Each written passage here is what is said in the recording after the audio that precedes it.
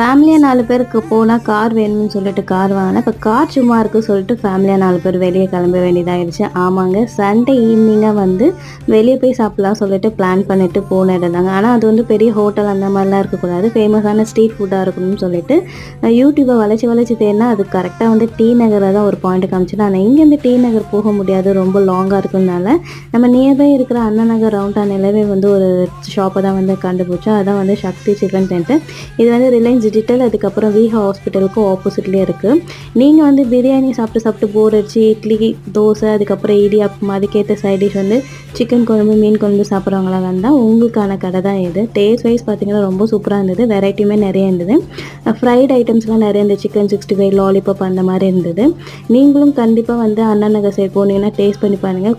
Quality wise ரொம்ப சூப்பராக இருந்தது. இதை விட என்னோட பையனுக்கு தான் வந்து இந்த டேஸ்ட் ரொம்ப பிடிச்சிருந்து. இந்த வீடியோ பிடிச்சதுன்னா மறக்காம என்னோட சேனலை சப்ஸ்கிரைப் பண்ணிக்கோங்க.